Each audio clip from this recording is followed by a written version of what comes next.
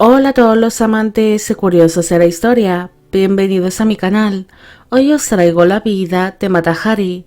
La historia de esta bailarina está rodeada de misterio y de fantasía, ya que fue un personaje creado para el mundo de la actuación. Mata Hari se acabaría convirtiendo en una de las bailarinas más populares de su tiempo, debido al gran misterio que la rodeaba y por ser una mujer muy exótica.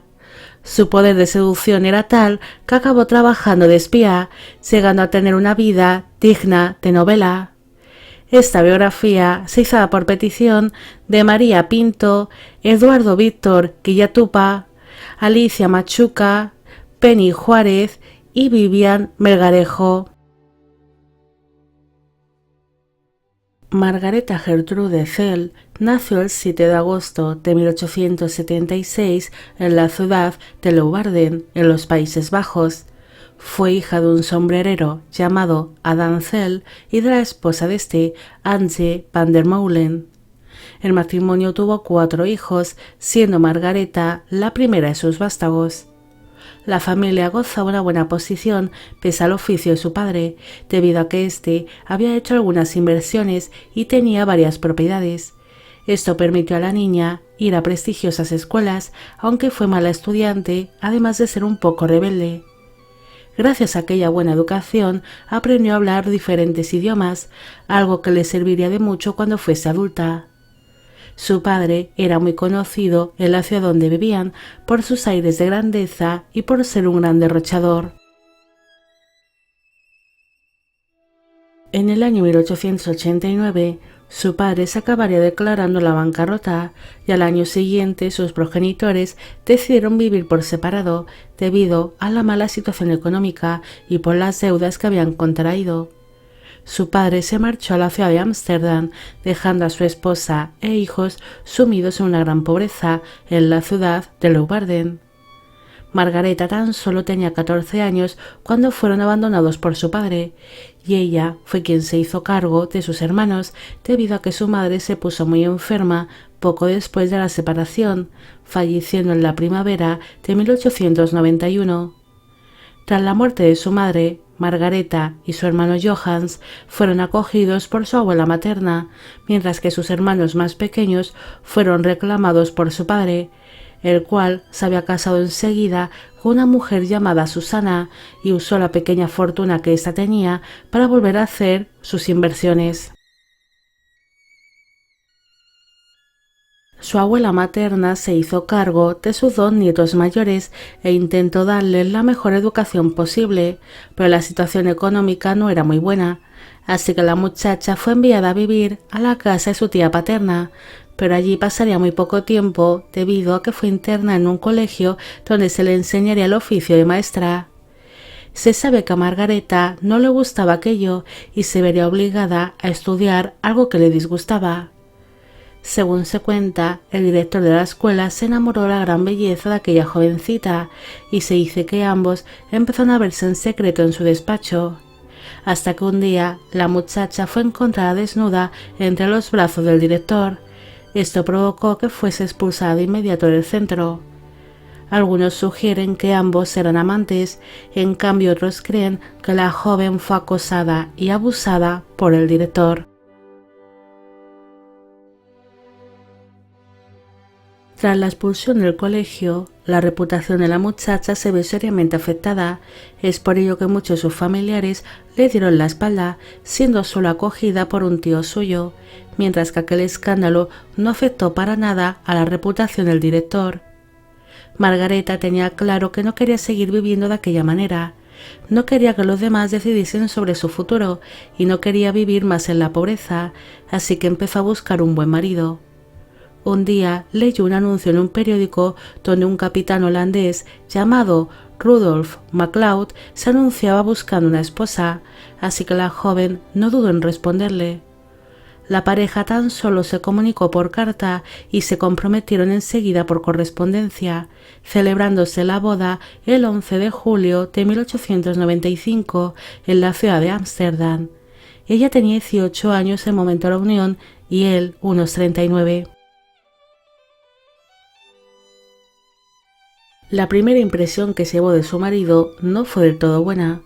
Margareta era una joven saludable, bella, de cuerpo bien formado, de tez morena y de ojos y cabellos oscuros, mientras que Rudolf no era lo que la joven esperaba. Este sufría de reuma y de diabetes, además de que parecía algo más mayor de lo que realmente era. Aquel matrimonio acabaría siendo un gran desastre. La pareja se instaló en la casa de la hermana de Rudolf, pero enseguida surgió una mala relación entre las cuñadas y se llegaron a odiar. Además, su marido era un hombre rudo, de trato difícil, mujeriego y alcohólico. Pese a tener una convivencia un tanto complicada con su marido y su cuñada, la joven alumbra a su primer hijo en el año 1897, un niño que se llamó Norman. Tras el nacimiento de su primer hijo, el matrimonio se embarcó hacia la isla de Java, en Indonesia, por motivos laborales de su marido, instalándose en la ciudad de Malang. En dicha ciudad nacería su segunda y última hija, una niña que se llamó Jean-Louise, a la cual apodó cariñosamente como Non. En un primer momento, a Margareta le costó acostumbrarse a su nueva vida en la ciudad de Malang, ya que la consideraba demasiado aburrida, pero poco a poco empezó a entablar algunas amistades y fue conociendo la cultura de aquel lugar. Un día ella se enteró de que se iba a representar una obra teatral en honor a la reina Guillermina en los Países Bajos, así que mostró cierto interés por representar el papel de la reina en la función, siendo de inmediato aceptada. Su primera actuación ante el público fue un gran éxito, pero también causó grandes discusiones conyugales debido a que su marido tuvo numerosos ataques de celos, pese a que éste tenía una concubina y amantes públicas. Llegó un momento que Margareta solo era feliz cuando su marido pasaba algunos meses lejos del hogar familiar por cuestiones laborales. En el año 1899, sus dos hijos se enfermaron de gravedad y su hijo Norman acabó falleciendo. En un primer momento se pensó que esto había pasado por culpa de alguna enfermedad, pero después se reveló que la causa de la muerte del niño fue por envenenamiento, ya que uno de los criados de la casa los envenenó como forma de venganza por el maltrato que recibía por parte de Rudolf. Al año siguiente, su marido dejó de servir en la milicia y 2 años después volvieron a los Países Bajos debido a los problemas económicos que sufrieron al percibir una pensión muy baja. Así que tuvieron que volver a casa de su cuñada, aunque para entonces el matrimonio estaba completamente roto. Las discusiones entre ellos cada vez iban a más y la situación llegó a ser muy inestable, así que decidieron separarse. Rudolf se vería obligado a pagar una pensión a su esposa, mientras que Margareta se tenía que hacer cargo de la única hija que les quedaba en común, pero no podía mantener a la niña con la pequeña pensión que percibía, así que por mutuo acuerdo la niña se instaló con su progenitor, el cual se acabaría casando con otra mujer nada más conseguir el divorcio. Según fueron pasando los meses, Margareta tuvo que reclamar la pensión a su marido debido a que éste dejó de pagarla, así que ante la falta de unos ingresos mensuales, ella se vería obligada a marchar a París para buscarse la vida. Allí empezó a trabajar como modelo para algunos artistas, pero enseguida se quedó sin trabajo, así que tuvo que reinventarse. Ella iniciaría una gran mentira que la haría conocida en todo el mundo. Empezó a ensayar su propio baile del vientre, confeccionó sus propios vestidos para las actuaciones y se inventó un exótico personaje llamado Mata Hari, la cual decía proceder del sur de la India, algo bastante creíble para las demás personas debido a su tez morena y sus ojos y cabellos oscuros, aunque a lo largo de los años fue puliendo el personaje y fue cambiando ciertas partes de su historia. Mata Hari empezó a actuar en pequeños locales parisinos, donde el público ya estaba cansado y aburrido de los mismos espectáculos, siendo ella como un soplo de aire fresco. La bailarina captaría pronto la atención de todo el mundo debido a sus sensuales bailes, ligera de ropa y llevando vistosas joyas, además de que dejaba muy poco a la imaginación, quedando solo tapada con un fino velo. Muchas personas empezaron a hablar de ella y empezó a ser anunciada en la prensa, donde se la presentaba como una mujer recién llegada del lejano oriente.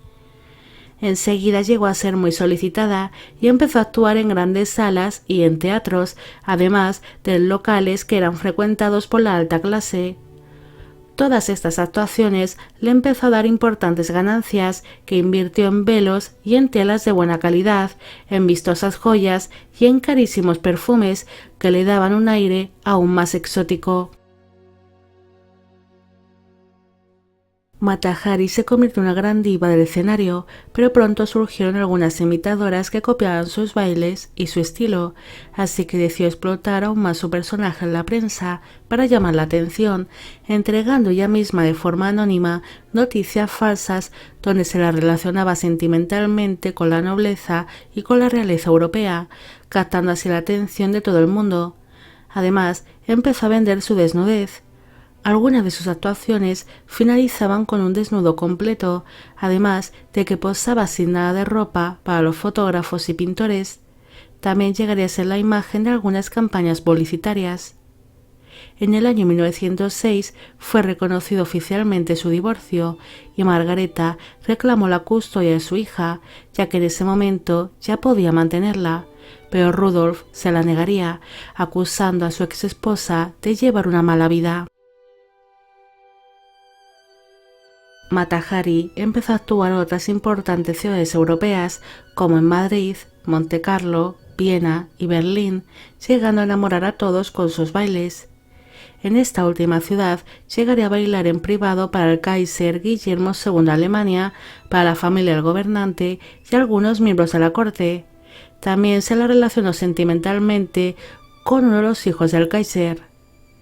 Tras estas actuaciones, Margareta viajó a Egipto y a Roma para ampliar sus conocimientos sobre las antiguas civilizaciones, alejándose de los escenarios por una larga temporada. Esto fue aprovechado por su padre para publicar un libro sobre Mata Hari, donde daba datos falsos sobre el origen de la bailarina y donde hablaba de cosas privadas de su hija, como por ejemplo del infeliz matrimonio que mantuvo con Rudolf. Cuando Mata Hari regresó a París tras su largo viaje, se encontró con que había demasiadas bailarinas que estaban ocupando su lugar y que la estaban imitando descaradamente. Así que ella empezó a actuar de nuevo y enseguida volvió a captar la atención de los espectadores, siendo vista como una diosa sobre los escenarios. En el año 1910 volvió a retirarse al mundo de la actuación por una larga temporada, al inicio de un amorío con un rico banquero casado. Pero tras finalizar con aquella relación, ella regresó a los escenarios, llegando a tener importantes trabajos en óperas y en grandes representaciones teatrales. Incluso intentó dedicarse al ballet, pero no fue bien aceptada en aquel campo, siendo tachada de ser una bailarina vulgar que lo único que sabía hacer era desnudarse o bailar ligera de ropa ante los espectadores. Esto provocó que se sintiese muy insultada y humillada. Margareta no se olvidó jamás de su hija. Ella intentó mandarle numerosas cartas y regalos, pero Rudolf nunca se los haría llegar, destruyendo todo lo que llegaba para la niña por parte de su madre. A su paso por los Países Bajos, intentó tener un encuentro secreto con su hija, siendo ayudada por algunas de sus amistades, pero enseguida fueron descubiertos los planes por su marido y fue acusada de intento de secuestro, así que se vio obligada a volver a París sin ver a su hija y siendo maltratada por la prensa, que enseguida se hizo eco de la noticia. Mata Hari siguió actuando con normalidad pese a los numerosos problemas que tenía en su vida, pero en el año 1914 estalló la Primera Guerra Mundial mientras ella se encontraba trabajando en Berlín. Margareta lo tuvo muy difícil para abandonar aquella ciudad y no le permitieron volver a París, así que se hizo pasar por una mujer rusa, consiguiendo llegar hasta la ciudad de Ámsterdam. Con su nueva identidad, logró alquilar un lujoso apartamento e inició un romance con un importante banquero de la ciudad, pero tras unos meses de apasionado romance, este descubrió su verdadera identidad y la acabaría abandonando. Mata Hari apenas pudo actuar durante la guerra debido a los conflictos, así que notó cómo sus ganancias se iban reduciendo drásticamente, teniendo que abandonar su lujoso apartamento para instalarse en una casa bastante modesta. En una ocasión, ella consiguió regresar a París y allí conoció a un piloto ruso llamado Vladimir, que era 18 años más joven que ella. La pareja llegó a mantener una relación muy pasional e intensa, pero un día Vladimir tuvo que participar en una misión donde su avión fue derribado y sufrió un gravísimo accidente, quedando muy herido y perdiendo un ojo. Mata Hari se mostró desesperada al enterarse de la situación de su amante y rogó el poder visitarlo. En ese momento, la inteligencia francesa se puso en contacto con ella. Le ofrecieron 1.000.000 de francos y el poder visitar a su amante a cambio de que empezase a trabajar como espía, algo que ella aceptó sin pensárselo 2 veces. Su misión como espía era la de averiguar los planes que tenían los alemanes durante aquella guerra. Ella había actuado para la familia real alemana y había tenido trato con los hijos del Kaiser, así que se le encomendó el seducir al príncipe heredero Guillermo para sacarle información sobre el ejército alemán, aunque éste tenía pocos conocimientos sobre los asuntos militares. Como no pudo acceder al príncipe, le encargaron el interrogar a un alto cargo alemán que se encontraba en los Países Bajos, así que para evitar tener problemas en las fronteras, decidió marchar a España con un pasaporte falso y desde allí se embarcó hacia Ámsterdam, pero por cuestiones del destino, su barco tuvo que desviarse y atracó en la ciudad de Falmouth, en Reino Unido. Allí sería detenida por la inteligencia británica y fue llevada hasta la ciudad de Londres. Tras ser interrogada por el comisario Basil Thompson, Margareta confesó trabajar para la inteligencia francesa, aunque posteriormente las autoridades francesas negaron haber tenido contacto con Mata Hari. No se sabe exactamente si aquella confesión fue por parte de sus historias inventadas sobre su personaje, o si realmente los franceses la usaron como espía, aunque después negran haber tenido trato con ella por no ser relacionados con una simple bailarina. Tras su confesión, ella volvería a embarcarse hacia España, alojándose en el Hotel Palace de Madrid.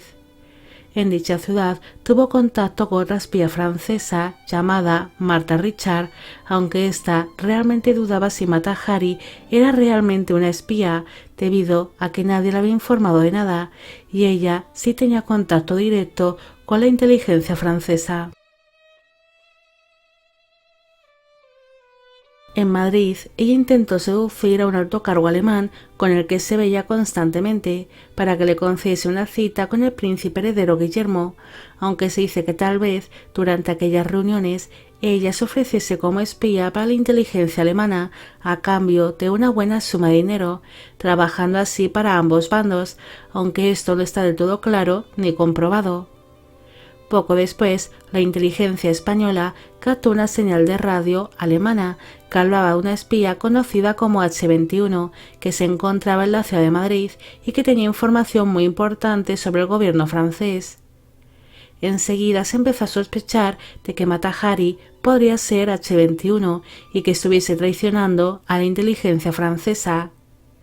En aquellas conversaciones por radio se daba órdenes de que los espías alemanes marchasen a Francia para seguir recopilando más información sobre los franceses, así que se pensó que si la bailarina marchaba a París sería la espía H21 y si se marchaba a Alemania sería una espía francesa. El 3 de enero de 1917, Mata Hari llegó a la ciudad de París tras haber recibido órdenes por parte de sus superiores, aunque se desconoce si las órdenes fueron por parte de la inteligencia alemana o si fue víctima de una conspiración por parte de los franceses, ya que ella no había conseguido lo que le habían pedido y tal vez quisieran quitársela de en medio. Margareta se encontraba alojada en un hotel parisino y estaba esperando a que le pagasen el 1.000.000 de francos que le habían prometido, además del poder reunirse con su amante ruso. Pero en vez de eso, fue arrestada el 13 de febrero de aquel mismo año por las autoridades francesas. Ella fue llevada hasta la prisión de mujeres de San Lázaro de París, donde fue completamente aislada en su propia celda y tan solo tenía contacto con sus interrogadores.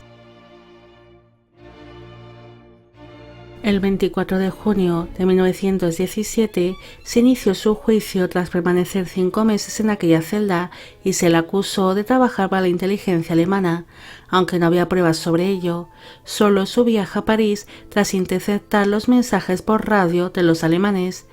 Tampoco tenían pruebas de que ella les hubiese entregado a los alemanes información sobre los franceses. Finalmente, Mata Hari fue hallada culpable de espionaje y de trabajar para ambos bandos a la vez, además de traicionar a Francia, siendo condenada a muerte. A Margareta no le notificaron su condena y permaneció aún como prisionera en su celda por unos meses. Tan solo le avisaron de que iba a ser ejecutada 1 hora antes de su ejecución, siendo despertada en plena madrugada para notificárselo. Tan solo le dieron 1 hora de consuelo para poder escribir unas cartas a quien quisiese. Tan solo lograría escribir 3 cartas y una de ellas fue para su hija. Las otras 2 no se saben para quiénes fueron exactamente, pero se desconoce si aquellos 3 escritos llegaron a su destino o si fueron destruidos. El 15 de octubre de 1917, Mata Hari fue sacada al alba de su celda y fue llevada hasta el castillo de Vincennes. Allí la estaba esperando un pelotón de 12 hombres armados. Ella no fue atada y se negó a que la vendaran los ojos, observando en todo momento a aquellos hombres que le iban a arrebatar la vida. Una vez disparadas sus armas, Mata Hari cayó al suelo de rodillas. Había recibido varios impactos de bala. Uno la hirió mortalmente en el corazón y el otro la destrozó la rodilla, provocando que cayese al suelo. Mientras se le escapaba la vida, ella siguió con la cabeza bien alta, observando a sus asesinos, pero finalmente cayó hacia atrás mientras aún le quedaba un hilo de vida, siendo rematada con un disparo en la sien, falleciendo a los 41 años de edad. Su cuerpo no fue reclamado por sus familiares y fue usado para la medicina. Su cabeza fue embalsamada y expuesta al público, pero todos sus restos mortales acabaron desapareciendo con el tiempo. Mata Hari tuvo una vida de novela. Ella consiguió reinventarse cuando todo le estaba yendo mal en la vida, creando un personaje que le salvó por unos años de la miseria, aunque jamás pudo recuperar a su hija al estar ligada al mundo del espectáculo. Margareta consiguió crear a Mata Hari, que fue su balsa por un tiempo, pero también acabaría siendo su gran desgracia. Hay algunas teorías sobre su faceta como espía. Algunos creen que solamente sirvió a la inteligencia francesa, pero como no logró cumplir con su misión, se la quitaron de en medio acusándola injustamente. Otros creen que fue una espía doble, llegando a trabajar tanto para Alemania como para Francia. En cambio, hay personas que realmente creen que ella jamás llegó a ser espía, sino que se hizo pasar como tal por hacérsela interesante. Bajo mi opinión personal, yo creo en la primera teoría, pero la última también me parece muy interesante. Ella llegó a inventarse varios personajes a lo largo de su vida, así que el ser espía también podría haber sido fruto de su gran imaginación. Bueno amigos, llegamos al final de la vida de Mata Hari. Espero que os haya gustado esta historia y espero que a todos los que le pedisteis que hiciese un vídeo sobre ella también. Al inicio solamente he mencionado a las 5 primeras personas que hizo esta petición para no hacer una introducción demasiado larga y aburrida. Ahora mencionaré a los demás. Esta biografía es editada por petición de Raicha Valentine, Gracielop Esquivel, Karime Hernández, Vainilla White, Britney Rodríguez, Denise Navarro, Verónica Zarate, Harold Quintero, Yedriz Soriano, Yulisa Mora, Gabriela Mendieta, Irene Gavidia, Jessica Beltrán, Evelyn Bastias, Andrea Quintana, Han Ber, Tamara Mel, Elizabeth Minteiro, Catherine Galván y Liz del Rosario. También quisiera mandar un afectuoso saludo a Walter de Formosa, Argentina, a Gabriela Callejas y a Paula de Chile. Y con esto me despido. Hasta la próxima.